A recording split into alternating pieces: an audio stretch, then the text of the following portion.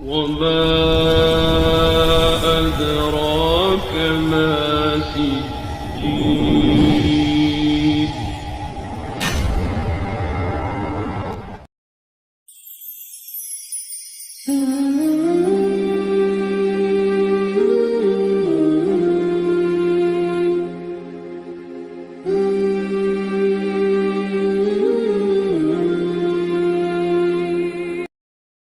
আসসালামু আলাইকুম রহমতুল্লাহ।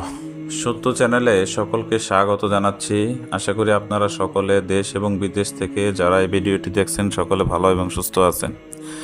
আসসালাতু আসসালামু আলাইকা ইয়া রাসূলুল্লাহ সাল্লাল্লাহু আলাইহি ওয়াসাল্লাম। প্রিয় ভাই ও বোন, এখন বর্তমানে জাদুটোনা এত বেশি হচ্ছে, বিভিন্ন ধরনের জাদুটোনা হয়ে থাকে, যেমন বশীকরণের জাদু, বিচ্ছেদের জাদু, তারপরে বিভিন্ন ধরনের বান, মরণ বান, লিঙ্গ বান, অগ্নি বান, বানের শেষ নেই, কালো জাদুর শেষ নেই। তো আজকের ভিডিওটি হচ্ছে মূলত যাদের উপরে লিঙ্গ বান মারা হয়। অনেক সময় শত্রুতামির কারণে আমাদের এমন অনেক মানুষ আছে যাদের উপরে এই চরম হিংসাত্মক কাজটি করা হয়। লিঙ্গ বান যদি কারো উপরে মারা হয়, সেক্ষেত্রে সেই পুরুষের পুরুষত্বহীনতা দেখা দিবে।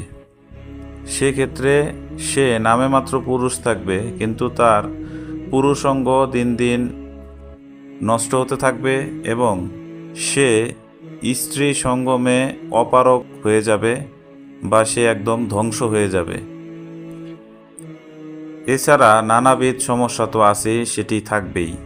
বিভিন্ন ধরনের শারীরিক রোগগুলো দেখা দিবে এবং একটা সময় সে আর কখনোই তার পুরুষত্ব ফিরে পাবে না। এই জাদুটি অন্যভাবেও হয়ে থাকে। ধরুন, কোনো একজন মহিলা কোনো কবিরাজের কাছ থেকে যে তার লজ্জাস্থান বন্ধ করে আসলো, সেটি বিভিন্নভাবে করা হয়। সেটি বীর্য দিয়ে, তারপরে আপনারা জানেন যে সিঁদুর দিয়ে, বিভিন্ন প্রক্রিয়ার মাধ্যমে এই জিনিসটি করা হয়। কেউ কেউ আবার কাদামাটি দিয়েও করে। অনেক প্রক্রিয়া রয়েছে এই কাজগুলো করার। যারা আসলে কুফরি কালাম করেন তারা এই বিষয়টা সম্পর্কে অবহিত।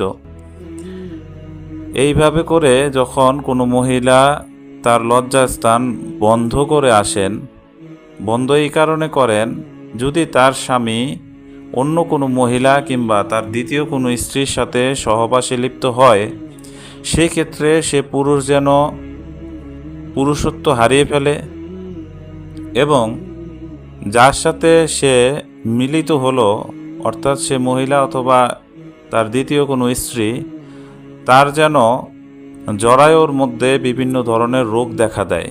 এজন্য মূলত এই জাদুগুলো করা হয়।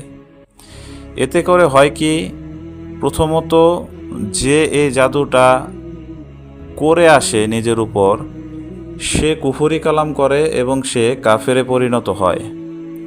দ্বিতীয়ত হচ্ছে, যদি সে মহিলা মানুষের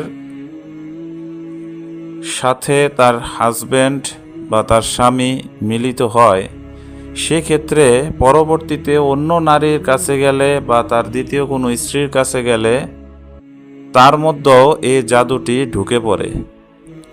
তখন সে মহিলার নানা ধরনের রোগবালাই দেখা দিতে থাকে এবং তার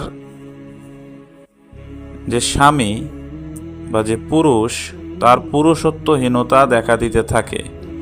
এবং একটা সময় দেখা যায় বিভিন্ন চিকিৎসা, কবিরাজি চিকিৎসা কিংবা ডাক্তারের চিকিৎসা, যে যেটাই করুক, যদি এই জাদুটি পুরাতন হয়ে যায়, আস্তে আস্তে শরীরের মধ্যে সংক্রমণের সৃষ্টি করে, সেক্ষেত্রে এই জাদুটোনাগুলো এমন পর্যায়ে গিয়ে পৌঁছায়, তখন আর এর থেকে পরিত্রাণের কোনো রাস্তা থাকে না। যদি প্রাথমিক অবস্থায় এই জিনিসটি ধরে ফেলা যায় এবং চিকিৎসা নেওয়া যায়, তাহলে ইনশাল্লাহ এই সমস্যার থেকে পরিত্রাণ দান করবেন মহান আল্লাহ রব্বুল আলামিন।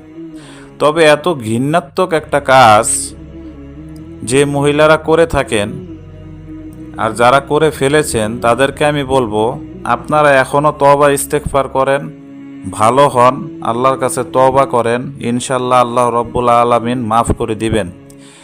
তবে এই জিনিসগুলো অর্থাৎ বিভিন্ন বীর্যের মাধ্যমে যারা যোনি বন্ধ করেন বা লজ্জাস্থান বন্ধ করে আসেন যে সমস্ত মহিলা, তারা যদি সারা বছরও ইবাদত করেন কোনো ইবাদতই কাজে আসবে না। শুধুমাত্র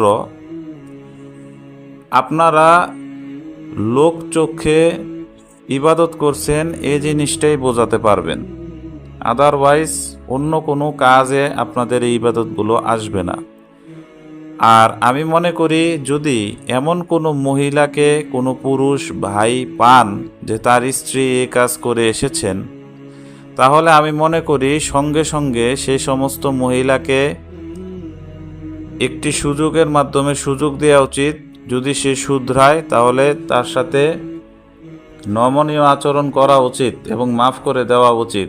আর যদি সে পুনরায় সেই কাজটি আবার করে তাহলে তাকে সঙ্গে সঙ্গে তালাক দেওয়া উচিত বা তাকে ডিভোর্স দিয়ে দেওয়া উচিত। কারণ যে স্ত্রী নাকি নিজের স্বামী এবং অন্য আরেকজন মেয়ে কিংবা মহিলার ক্ষতি সাধন করার জন্য নিজের লজ্জাস্থান বন্ধ করে আসে, তাদের সাথে সংসার তো দূরের কথা, তাদের হাতে ঢেলে দেওয়া এক গ্লাস পানি খাওয়াও হচ্ছে গুনাহের কাজ হবে। সুতরাং আমি আশা করি আপনাদেরকে যেভাবে ভেঙে কথাগুলো বলেছি আপনারা আশা করি বুঝতে পেরেছেন। স্ক্রিনে উল্লেখিত এই আয়াতটি যারা কিনা এরকম জাদুর মধ্যে পড়ে গেছেন বা ভুক্তভোগী, তারা একটি কাচের বর্তন কিংবা যাদের বাড়িতে চীনামাটির প্লেট বা থালা আছে তারা সেটার মধ্যে মেশক জাফরান গালে দিয়ে লিখবেন।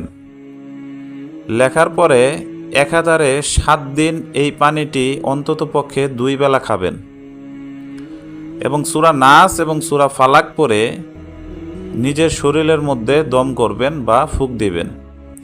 ইনশাল্লাহ আল্লাহ পাক যারা এই সমস্ত জাদুতে আক্রান্ত, যারা পুরুষত্বহীন বা নিজের শক্তি যৌন শক্তি হারিয়ে ফেলেছেন, ইনশাল্লাহ মহান আল্লাহ রব্বুল আলামিন আপনাদেরকে সেই শক্তি ফিরিয়ে দিবেন।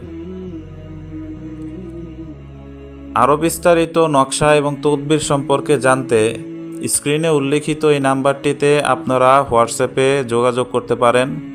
সেখানে আপনাদেরকে সত্য পরিবারের একটি লিংক দিয়ে দেওয়া হবে, সেখান থেকে আপনারা তদবির সম্পর্কে আরও বিস্তারিত জানতে পারবেন।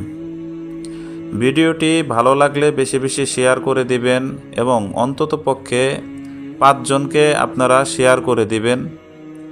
আল্লাহ পাক আপনাদের উপরে খাস রহমত এবং বরকত নাজিল করুক এবং সেই সমস্ত মানুষকে হেদায়েত দিক যারা কিনা এই সমস্ত ঘৃণাত্মক কাজ করেন, নিজের স্বার্থ হাসিলের জন্য অন্য মানুষের ক্ষতি করেন, তাদের উপরে আল্লাহ হেদায়েত দিক এবং প্রতিটি মানুষকে জাদুটোনার হাত থেকে হেফাজত করুক। জাযাকাল্লাহু খাইরান। আসসালামু আলাইকুম ওয়া রাহমাতুল্লাহি ওয়া বারাকাতুহু।